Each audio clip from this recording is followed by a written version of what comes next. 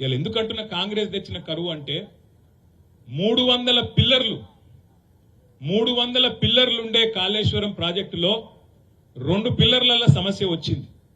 అది కూడా ఎట్లా వచ్చింది?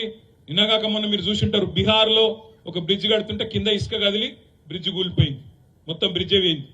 మోడీ గారి రాష్ట్రం గుజరాత్ లో మార్బీ అనే దగ్గర ఒక బ్రిడ్జ్ కూలిపోతే 190 మంది చచ్చిపోయింది. బ్రిడ్జ్ మొత్తం కూలిపోయింది, దాని మీద మంది ఉండే కూలిపోయింది, 190 మంది చచ్చిపోయింది. మన దగ్గర ఎవరు చచ్చిపోలే. ఆనాడు 2 పిల్లర్లలో 300 పిల్లర్లు మొత్తం బ్యారాజీలన్నీ కలిపితే 300 పిల్లర్లు. ఆ 300 పిల్లర్లలో 2 పిల్లర్ల కాడ కొంత ఇసుక కింద కదిలి అది మొత్తం పోలే, కొట్టుకపోలే, ఏం కాలే, వంగిన ఇట్లా కుంగిని.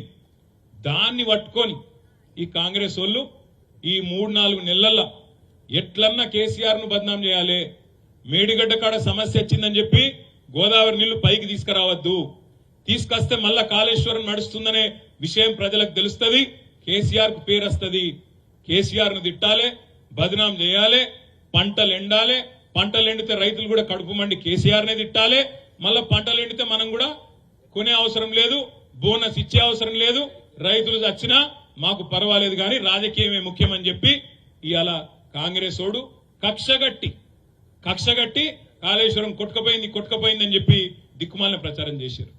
యూట్యూబ్లల్లా, వాట్సాప్లల్లా కొంతమంది చదువు రానోడు, చదువుకున్నోడు, 5వ తరగతి 4వ తరగతి ఫెయిల్ అయినోడు కూడా ఇలా ఓడిపడితే వాడే చెప్తాడు యూట్యూబ్లలో ఏమని, కొట్టుకపోయింది కాళేశ్వరం, కేసీఆర్ మొత్తం తినేసిండు, 1,00,000 కోట్లు దొబ్బిండు అని. ఇక్కడ వీడోర్రా కుక్కోలే, అక్కడ వాడోర్రా యూట్యూబ్ లో చూసి మనమేమనుకున్నాం, చూసిన వాళ్ళందరూ కూడా అవో ఏమో జరిగింది ఇలా, అందుకే మన వాళ్ళు మాట్లాడతలేరు.